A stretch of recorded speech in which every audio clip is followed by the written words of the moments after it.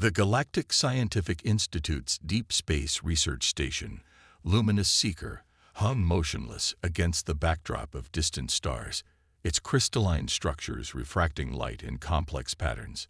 Chief researcher Valera adjusted her sensory membranes as she studied the latest astronomical data, her iridescent scales shifting colors with each new calculation. The station's primary mission was to study astronomical phenomena, but today's readings were unlike anything in their vast database. At first, they thought it was an equipment malfunction.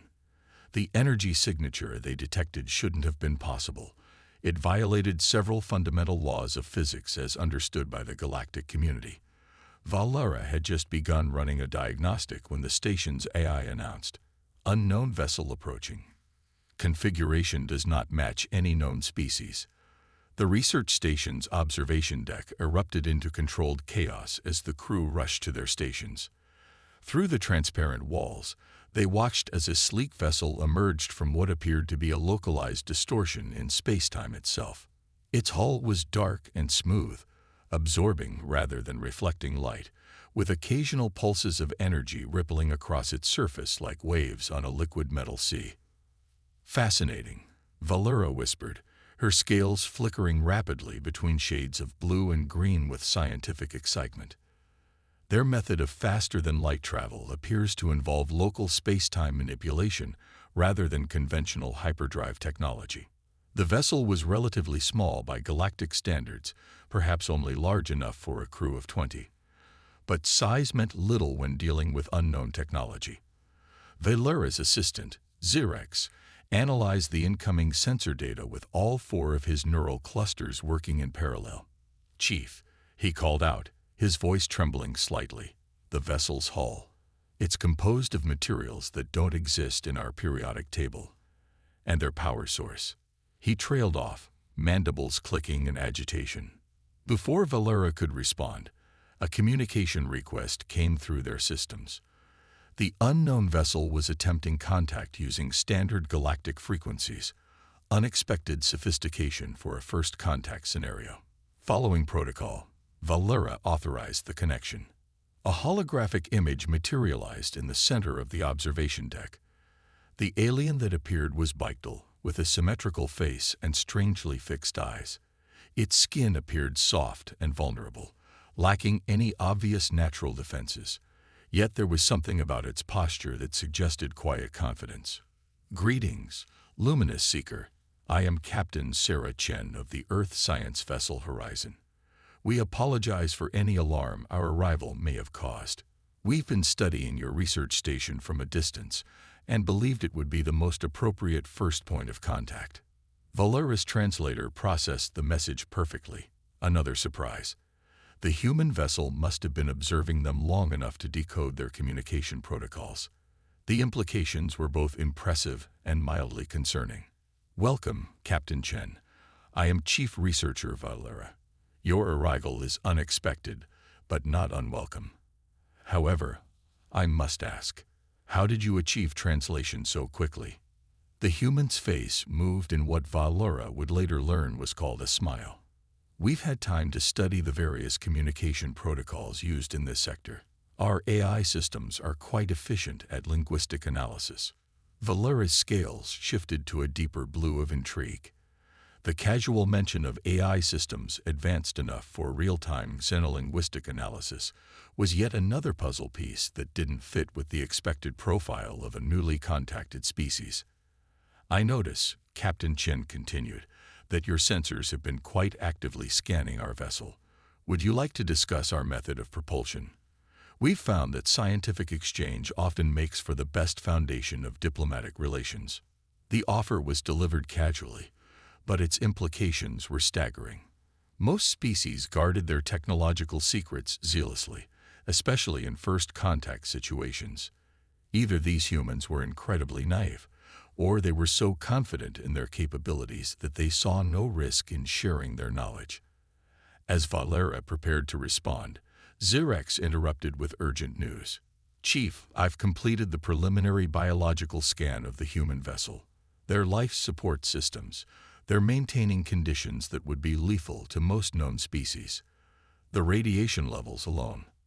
Captain Chen's smile widened slightly. Ah yes, our environmental requirements can be somewhat surprising to new contacts.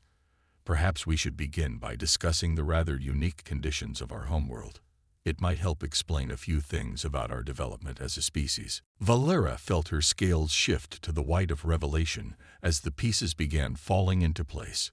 The advanced technology, the casual confidence, the impossible environmental conditions, all of it pointed to something unprecedented in galactic history. These humans hadn't just achieved spaceflight. They had done so while evolving on a world that the galactic community would have classified as uninhabitable. The research station's AI chose that moment to complete its analysis of the human vessel's defensive capabilities. As the report scrolled across Valera's private display, she felt her scales blanch to pure white. The Horizon's weapons systems were powered down, but their mere theoretical capabilities exceeded anything in the galactic database. Looking back at Captain Chen's patient hologram, Valera made a decision that would change the course of galactic history. Captain, I believe we have a great deal to discuss. Would you and a small delegation care to come aboard? I promise you'll find our atmospheric settings adjustable. The meeting chamber aboard the Luminous Seeker had been specially modified for the human delegation. Valera watched through a reinforced observation window as Captain Chen and her two officers sat comfortably in what should have been crushing atmospheric pressure. The humans wore no protective gear beyond simple environmental suits that they claimed were just a precaution against cross-contamination. The station's holographic display filled the chamber with a three-dimensional image of Earth. Valera and her fellow researchers studied it with a mixture of horror and fascination. The planet rotated slowly, its weather systems swirling in chaotic patterns that would tear most spacefaring civilizations' structures to pieces. You're saying these hurricanes are a regular occurrence?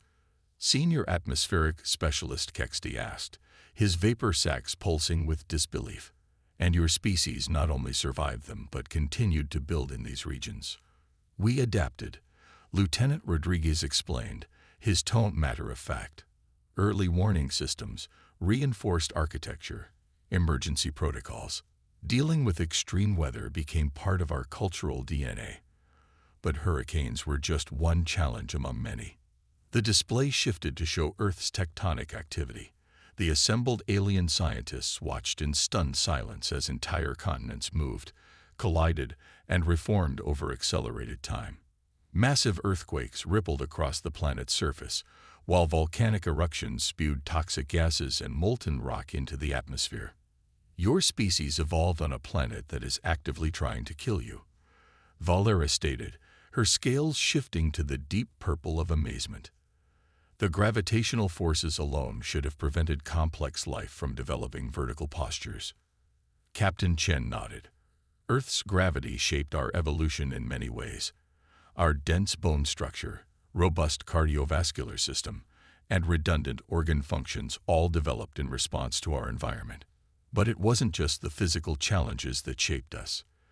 The display changed again, showing Earth's complex ecosystem. Predators stalked through various terrains, while prey species demonstrated remarkable adaptations for survival. The aliens watched as early humans used tools, fire, and collective action to survive in this lethal environment. Competition, Commander Zhang added, was constant. Every species on Earth had to evolve effective survival strategies. Those that couldn't adapt went extinct. Humans weren't the strongest, fastest, or most naturally protected. But we had these. He tapped his temple with a finger. The presentation continued with humanity's technological progression.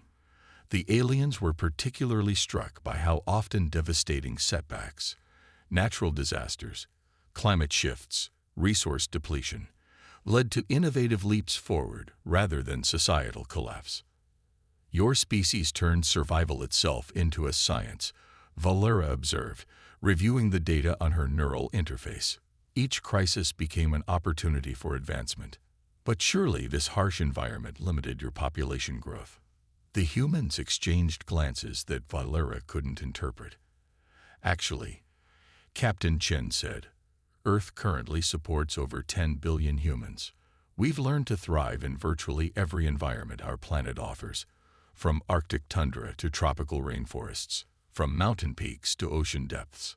The revelation sent ripples of color cascading through the assembled alien scales and membranes. The population density they described should have led to resource wars and societal breakdown. Instead, humans had developed increasingly sophisticated ways of supporting their growing numbers. This brings us to our current situation, Captain Chen continued. Earth's challenges prepared us well for space exploration. What you consider extreme conditions, we often find quite comfortable. Our ships are built to withstand forces that would tear apart most vessels, and our technology is designed with multiple redundancies because that's what survival on Earth taught us was necessary. Valera's scientific mind raced with the implications. The humans' advanced technology wasn't just the result of innovation. It was the product of an evolutionary crucible that had forced them to develop solutions to problems most species never faced. Their casual manipulation of gravitational fields, their impossibly durable materials, their advanced AI systems, all of it had roots in their struggle to survive and thrive on a death world. "There's something else you should know," Commander Zhang added, his expression growing serious.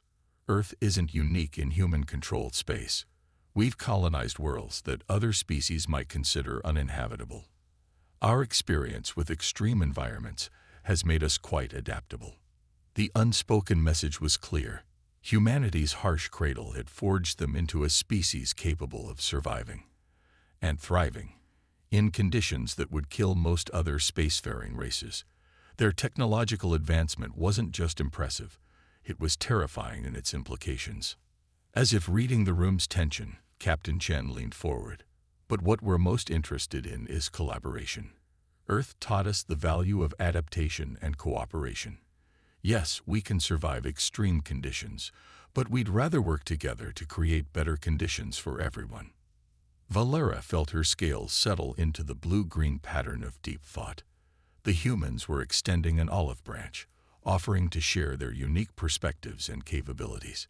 But she couldn't help wondering, what would happen if they ever faced a species that didn't want to cooperate?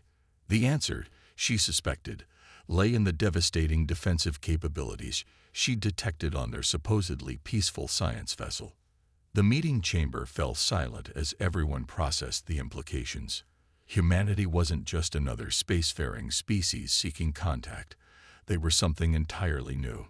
A species forged in conditions that should have prevented civilization from developing, yet had emerged stronger for it. The question now was, how would the wider galactic community react to these impossible humans? The warning came without preamble.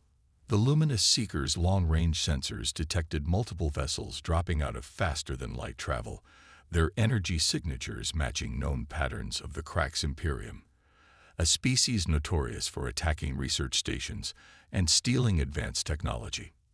Valera's scales shifted to the gray of dread as the tactical display showed 5 Crax warships approaching their position. The Imperium's reputation was well known. They considered themselves superior to all other species and showed no mercy to those they deemed inferior. The research station's defensive capabilities would be useless against such a force. "Chief Researcher," Captain Chen's voice came through the communication channel, calm and steady. "We're detecting multiple hostile vessels on an attack vector. Request permission to coordinate defensive operations." Valera hesitated for just a moment. The Horizon was officially a science vessel, but its hidden capabilities had been evident in their scans. Still, 5 Crax warships. "Permission granted, Captain. But surely you don't intend to engage them directly." The smile in Chen's voice was audible. "Not exactly. Commander Zhang, initiate Protocol Aegis." The Horizon's previously smooth hull began to transform. Sections shifted and reconfigured, revealing defensive arrays and weapon systems that had been perfectly concealed. But more surprisingly, the ship began releasing what appeared to be hundreds of small objects into space.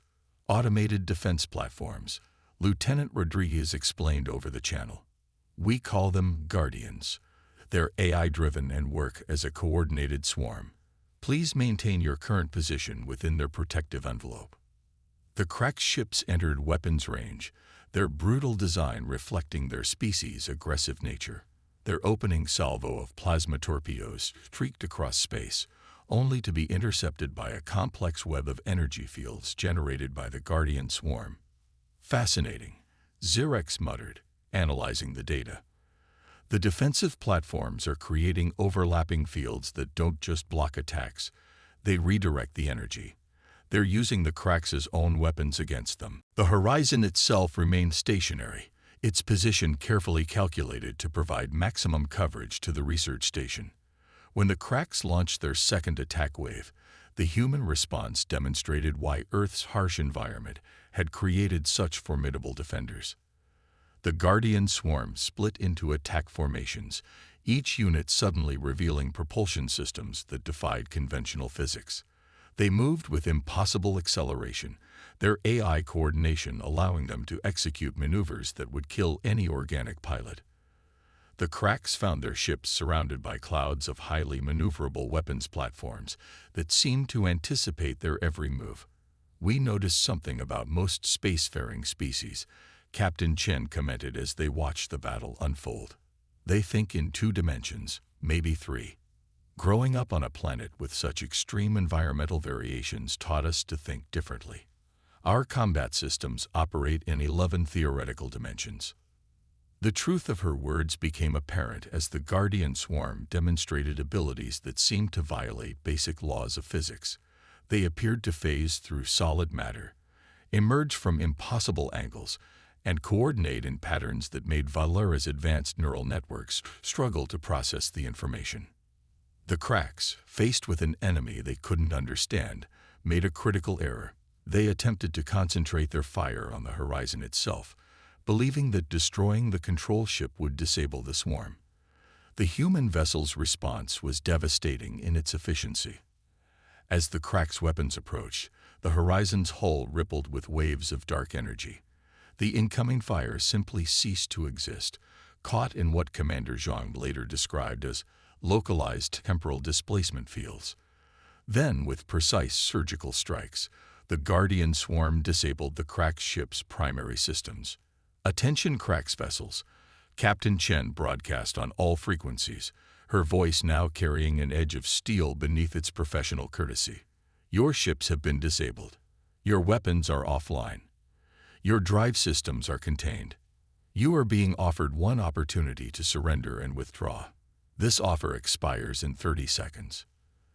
The Crack's commander's response was predictably belligerent, filled with threats and assertions of superiority. Captain Chen let him finish before speaking again. "Very well. Commander Zhang, demonstrate our resolve. Minimal casualties, if you please." What followed was a display of precision that left the observing scientists in stunned silence. The Guardian swarm executed a series of coordinated strikes that systematically dismantled the cracked ship's offensive capabilities without causing a single fatality. Weapons systems, engines, and command centers were disabled with surgical precision, leaving the vessels helpless but their crews unharmed. "We don't believe in unnecessary casualties," Captain Chen explained to the watching aliens. "Earth taught us that survival often depends more on intelligence than brute force. We could have destroyed their ships, but creating potential martyrs rarely solves long-term problems." The Crack's commander's next transmission was considerably more subdued. Within minutes, all 5 ships had formally surrendered, their crews seemingly in shock at having been so thoroughly defeated by a single vessel and its automated defenses. As Valera watched the Guardian swarm carefully escort the disabled cracked ships away from the research station, she understood that the galaxy's balance of power had just shifted dramatically. Humanity hadn't just defended against a superior force. They had done so while adhering to ethical principles that most species would consider a dangerous weakness in combat. "Captain Chen," she said slowly, her scales showing complex patterns of respect and concern, "I believe the Galactic Council will need to be informed of these events. Your species has demonstrated capabilities that will change things." "We understand," Chen replied, her voice returning to its previous friendly tone. "We're prepared to engage in full diplomatic discussions. But first, we should probably talk about upgrading your station's defensive systems." Earth taught us another important lesson. The best time to prepare for a storm is before it arrives. The grand chamber of the Galactic Council hummed with tension. Representatives from 200 species filled the vast amphitheater, their varied physiologies and environmental suits creating a living mosaic of galactic diversity. At the center of attention stood the human delegation, led by Ambassador Sarah Chen, recently promoted from her captain's role following the Luminous Seeker incident. High Counselor Vexthor, his crystalline form refracting light in patterns that conveyed deep concern, addressed the assembly. "We have reviewed the data from the research station. The implications are troubling. Humanity possesses technology that surpasses our theoretical limits, yet they've existed in isolation until now. The question before us is clear. What role should they play in our galactic community?" Valara, invited as a primary witness, observed the proceedings from a scientific perspective.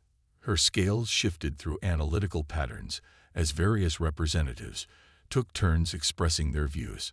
The debate quickly revealed deep divisions among the council members. "Their defensive capabilities are unprecedented," declared the Crack's representative, his mandibles clicking with barely contained rage. "They humiliated our finest ships without causing a single casualty. Such power must be contained." Ambassador Chen remained perfectly composed, her expression neutral but alert.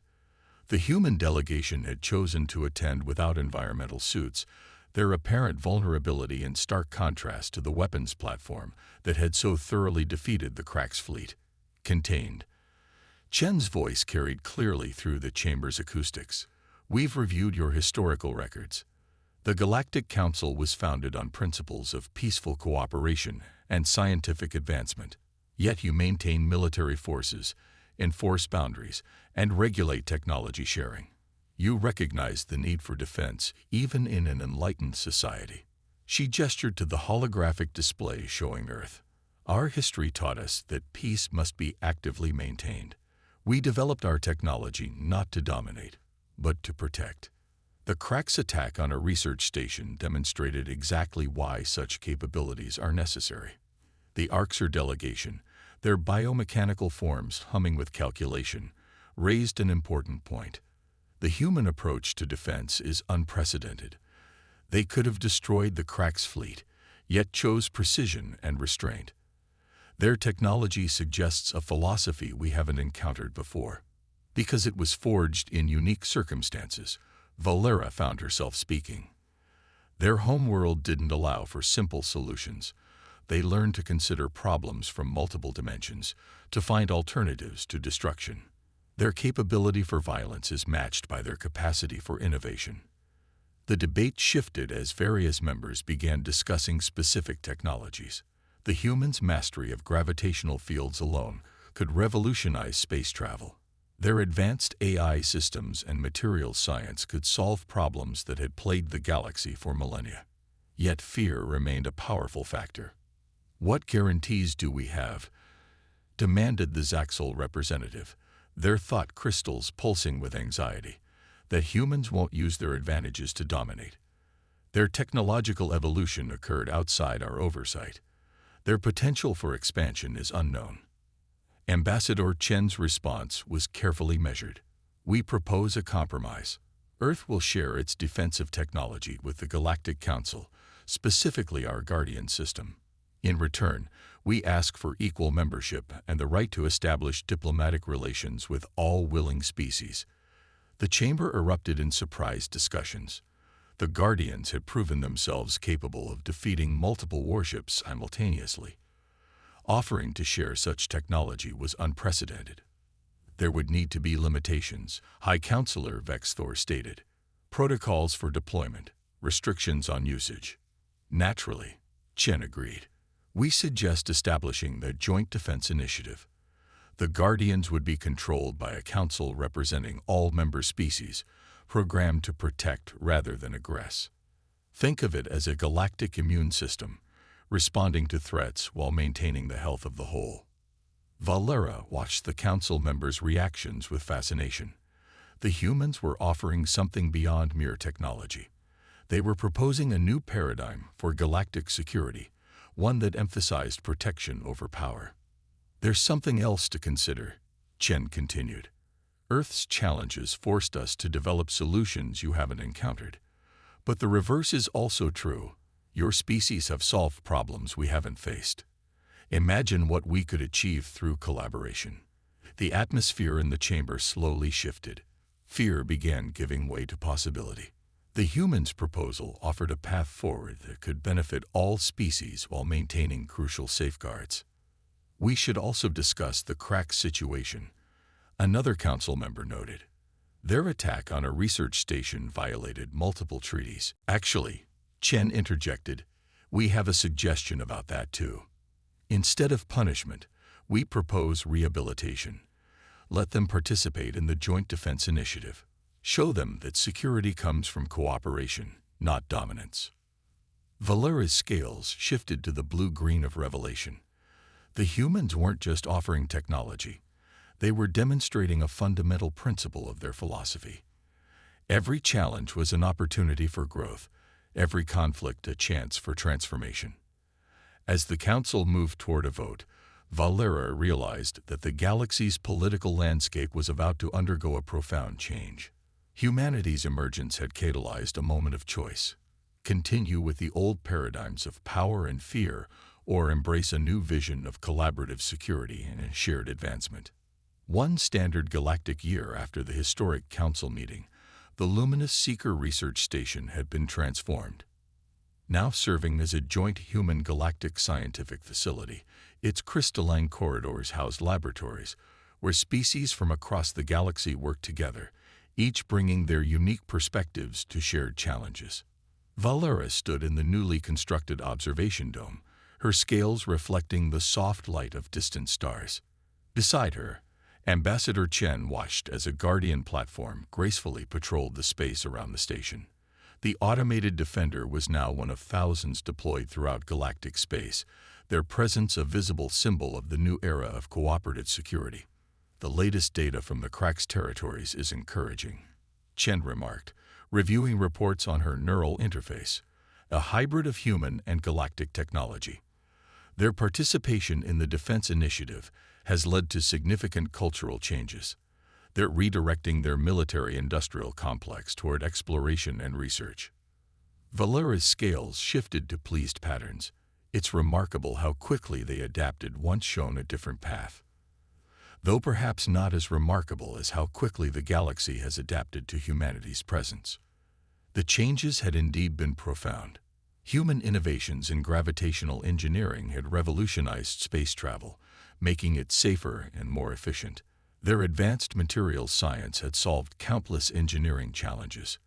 But their greatest impact had been philosophical. "The latest joint expedition is preparing to launch," Valera noted, gesturing to a massive vessel visible through the dome. The ship represented a perfect fusion of multiple species technologies. "They're going to attempt mapping the anomalies in the galactic core, something we thought impossible before your gravitational field technology." Chen smiled. "And your species' expertise in quantum mechanics made our gravity drives twice as efficient. It's amazing what we can accomplish together." The observation dome's display shifted to show various scenes from across known space. Research stations previously vulnerable to raiders now operated safely under Guardian protection. Trade routes once plagued by pirates flourished under the new security paradigm. But most significantly, species that had long isolated themselves out of fear were beginning to emerge and engage with the galactic community. The Council's latest census identified 15 new spacefaring species seeking contact, Valera reported. They say the new security measures gave them confidence to reach out. Some of them evolved in conditions almost as harsh as Earth, which is why we're adapting our first contact protocols, Chen replied. Every species brings unique perspectives shaped by their evolutionary history. We need to be ready to learn from each of them. Their conversation was interrupted by a priority alert. A Guardian platform had detected an unusual phenomenon in a nearby sector. The data streamed across their displays, a tear in spacetime, unlike any naturally occurring anomaly. Multiple ships emerging, Valera announced, her scales shifting to attention patterns. Configuration unknown. Energy signatures incredible. The unknown vessels emerged from the rift, massive structures that seemed to defy conventional physics. Their designs were organic and fluid, suggesting a completely alien approach to space travel. First contact protocols activated automatically as the Guardian platforms moved into defensive positions. Chen's expression showed interest rather than concern. Look at their hull composition. They're using biological technology we've never seen before. Their ships appear to be partially alive. This is exactly the kind of situation the new protocols were designed for, Valera observed. The Guardians had arranged themselves in a clear defensive pattern, but their weapons remained powered down. The formation communicated capability and readiness while avoiding any appearance of aggression. The response from the unknown vessels came in a form neither of them expected. A complex pattern of biochemical signatures that the station's enhanced sensors translated into recognizable communication. "They're asking about the Guardians," Chen said, reading the decoded message. "They've never seen technology like this before. They want to know if we're interested in an exchange of knowledge." Valera's scales rippled with excitement. Their method of communication alone suggests an entirely new branch of science to explore. "Shall we extend an invitation to the station?" "Already composing it," Chen replied. "We'll need to modify one of the diplomatic chambers to accommodate whatever environmental conditions they require." Good thing we had plenty of practice with that during the Earth delegation's first visit. As they prepared for another first contact, Valera reflected on how much had changed. A year ago, the appearance of unknown vessels would have triggered panic throughout the sector. Now, it was an opportunity for discovery and growth. The galaxy had learned from humanity's example. Strength didn't have to mean isolation, and differences didn't have to lead to conflict. "You know what this reminds me of?" Chen said, watching the alien ships approach. "Those first moments when we arrived at this station. Everyone was so worried about what we might do with our capabilities. Nobody expected us to use them to build something better." "That's what makes humanity unique," Valera replied, her scales showing the complex patterns of deep understanding. "You didn't just survive your harsh world, you learned from it. Every challenge became a lesson, every obstacle an opportunity. Now you're teaching the galaxy to do the same." As they prepared to welcome the newest members of the galactic community, the stars seemed to shine a little brighter. The universe was vast and often dangerous, but it was no longer a place to be feared. Together, they had built something new, a civilization that combined the best of all its members, ready to face whatever challenges the cosmos might present. The Guardian platforms adjusted their formation to create a clear path for the approaching vessels, a pattern that somehow managed to be both welcoming and watchful. It was a perfect symbol of the new galactic order, protective but not threatening, powerful but not dominant, ready for peace but prepared for anything.